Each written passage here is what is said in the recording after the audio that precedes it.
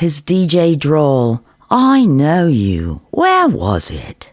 He was a wee sylph of a thing, a DJ with an ape's hands. His one blue eye, one brown contact lens staring into my soul as a stream of falafels flowed out through my racing hands. Are you a vague recollection from my days in hospital radio? I paid my dues there, I did. Corning the tea break words? Digi biscuits? Now, were you one of me old mums with the hysterectomies, or me kid sisters with the bedpans? Or were you on the psych ward? On the run, are you? Think I was born yesterday? Think I wear clogs and a Dutch cap? I bluffed with the truth of it. Did I know you on the psycho ward? Men say that to keep girls hoping. You do know me. I'm the stranger. I've left so many suspect bags in security screens, they think I'm a stage in technology. Oh, now the spastic was all over me. The lens was on the other eye now. Ooh, have you blagged your way into a record deal then? She is all tied up, my friend, said Zeev. She's mad. I'm the straitjacket. Ooh, love, I bet you're the best coma fuck in medical history. He'd the arm round me, drawing me to the door, to the high blocks of snipers' hides up on the hippodrome. Why don't you let me show you my town? As we passed our pegboard menu, a neat and tidy light beam from somewhere outside buzzed in like a wasp and moved around melting the prices on it. But by then, I was paralysed. I could do nothing. The watchers had glided belly onto us, using the DJ as their jamming device. The flashing square was acid in the face of an immodest girl. I was blinded, force-fed by hoardings, with images from the storybook in that old folks' home they called childhood. Wee pictures of acorns, snowflakes, seahorses, giraffes. They were all the death-rattle light spectrum broken down with sledgehammers by the Schenkel butchers. Now, the city's London skin wrinkled like a custard mirror. It wrinkled its brow like a wee office man having trouble at home, and then couldn't stop wrinkling till his face was all eaten up by its own emphysema folds, while the Gibraltar apes with their curved tails swarmed and disappeared up on the rocky hoardings atop Leicester Square. The world, with its bright-coloured nursery blocks, became the tangerine 60s hardboard square beneath the sliding front windows of a high council flat, with protest posters of purple-beaten Belfast faces facing out through the glass. Inside, the asbestos walls kicked in to reveal the damp wadding pulled out all over the 3-week-old unmade bed. My triggering memory was a runt rat making the dressing table shudder, a rat dashing for the darkest corner of the drawer. Not Leicester Square, a Belfast Square, its landscape dirt-tramped black and gleaming on asphalt, where the newly paraplegic sat, their straight glasses of beer golden in the sun beside their wheelchairs. The power of towering roads made from the raw backs of the great red brick corporation walls against the flood-green, faraway interrogation hills of Castlereagh. I felt the hand of the blue-brown-eyed DJ slip into mine. Funny flippin' hand for a DJ. An ape's hand with a pink palm. Just in front of me in the street, 2 tourists in soft shoes and holiday shirts began to spin round to face me with their hands reaching for...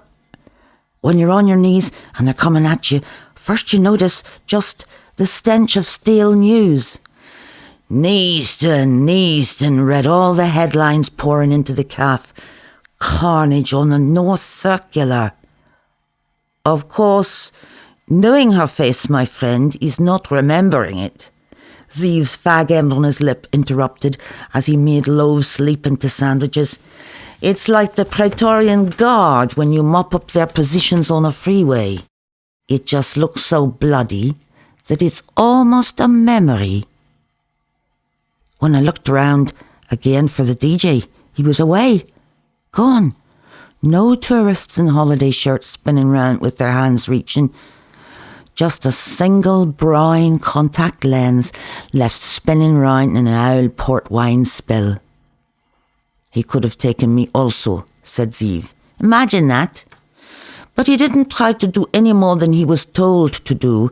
He kept to his orders. I don't give a fuck, Mrs. Malloy." And I really didn't give a fuck, for as the customers strafed 1,000 whining orders at me, it was then that I, mad dog me, understood for sure that Ziv must have a woman. A woman. You could tell that there, and she was all he'd ever dreamed of. The enemy. That's why he, tall, dark, coffin-shouldered, whack-a-cacking a cucumber, never looked twice at the queues of sun-streaked watchers with their high silk jogging buttocks, who never took their eyes off the hard, sad topography of his cheek that was so closely watched it was a West End musical in its 15th sparkling year. But he just kept calling, "Tower of London, round the corner on the left. Tips, please, tips. More golden pounds for our lovely waitress, please." Charity, not love, not hate, it broke Napoleon's heart. Yeah, he'd need a bitch with the soul of wheat tea that the Brits called star quality for to relight that dead roll-up in his trews. Did you call her Roz, Buzz, Jules or Pip? Looking down on me from a great height like I was traces of urine on the Ho Chi Minh Trail.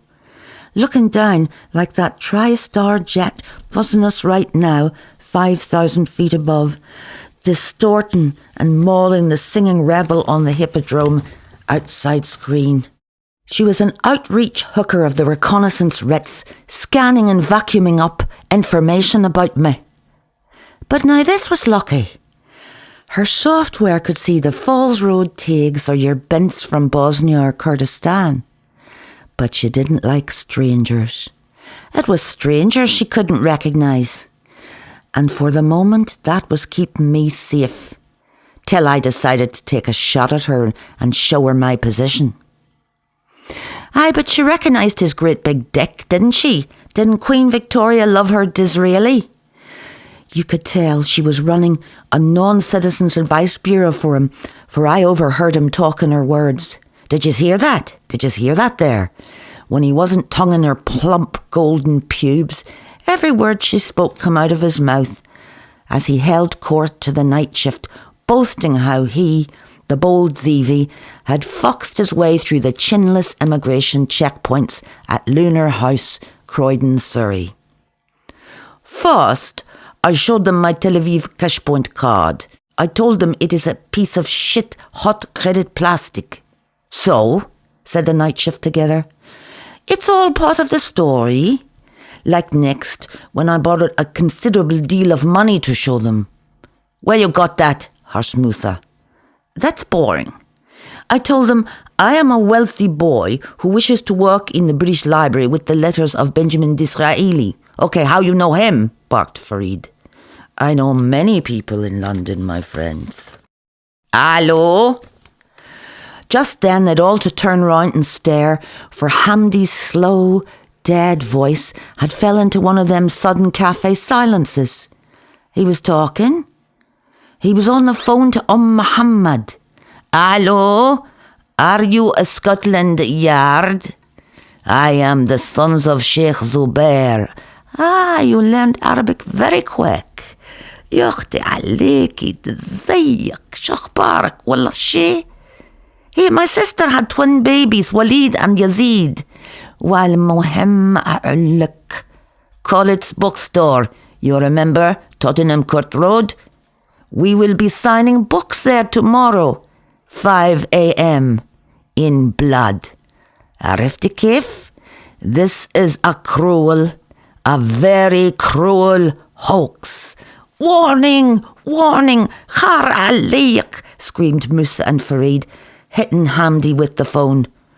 But for me, all their screams couldn't silence the ghostly drone of Zeev's woman, buzzing like a summer lawnmower in the sky, saying to me, Away and catch bulimia, my oppressed sister, for I can shelter him, because you know that the way you feel when he saves your neck is the way he feels when I save his, that the love you give him for that is the love he gives to me. And I've got him, Weedall. And Weedall, best of all, you know these things I've just said to you would never cross my mind, because the reason I belong here is that I am reasonable, and reason never hurt anyone, especially when they don't exist. Right, I'm off. I'm out of here. Down with my dish towel and a race to the door. My friend, here is a phone call for you, said Zeev. Why do you jump? I let him dangle the receiver. Look, a yo-yo. I'm not answering. Who is it? That depends who you are, my friend, and who's after you. Sticking the phone to my ear, I got a burst of a high-speed Brit man scream singing to a rub-a-dub guitar. I should have known you were American. You were militaristic as a hurricane. I may have fuck all to do, but at least I'm not like you. I could tell a lie. That was on the radio by the sink. Meanwhile, back on the phone line, there was a delay. It rattled like salt waves, 1,000,000 years old, trapped in the sandstone of a Bloomsbury doorstep. The delay built me a voice, like a figure flickering in strobe light, walking here and there across a dead sea towards me. On the line from the Holy Land, this was the owner of our caff. There were crackles in his satellite, like a planet parched for Onan's hydroponics. He says, "You work till 4 a.m. tonight. Got it?" Zeev wrenched the phone from my hand, rapped "booming," and slammed it down. Well, that long Sabra hur. He went on dealing out the plates. Whack-a-cack-cack. 3 kebab for table 2. You think I called him, my friend? Wrong, as usual. He's watching all the time. All-seeing, I don't know. A deprived shit who tries to spy? Naturally. I said nothing. I wouldn't give him the satisfaction. But the phoenix would rise from her body bag. Fuck his falafel and his 4 a.m. It was a great, tragic sigh he gave next. My heart is somewhere else tonight, you're telling me. But we have to work very late. What can we do? Say nothing. Let me educate you, my friend. Don't hate for a hobby. The English, so they're finished, so they got their little fashion favourites in the headscarves, so? You missed the point. Here, they leave you alone. They used to steal other lands, now they give away their own. So their manners are a little bit subtle, so if I don't catch their tone of voice to me, it's not there, right? They are not the worst, no way are they. You know your problem, my friend? You are a war that is lost because you are obsessed with correcting the tactics of the last war. You're happy to die to correct the great mistake before last, to turn the flank of time back on itself. I was hypnotized by the flat centerfold of his crotch and dreaming of stereo viewers. Maybe you're right, my friend. Maybe I shouldn't help you survive. When they call you a survivor, you know you're dead. But Habibti, before I break out of this Fast Fools franchise, you and I will do a shitload better than survive. Try any restaurant in town. Try Bloom's, Vachardine, Hafez. You will never find a magical deal like mine. I offer you strategy. My own strategy. And what will happen to your shitty, lousy combat amnesia then? You're going to give birth to it in a bloody phone box and dump it near some hospital for the nurses to name. You're going to be that warrior of Genghis Khan, Yasutai, Mangadui, who just wanted to lie on his back on the green, green hill and look at the blue sky. Because England is a holy land, Habibti. Well holy. All I wanted was him, and he'd palm me off like some tramp with the whole world and sky. Virtual reality. You put on the visor, a room becomes rectangular, an orange becomes circular, a face becomes flesh-coloured, a ball bounces. Now let's get back to terror. You'll not take me on, I explained carefully, because you're scared of the sight of blood. A bloody tank commander and you can't stand blood. Oh, how'd you break this up, said someone, like it was the first time those words were ever said. Which, maybe it was.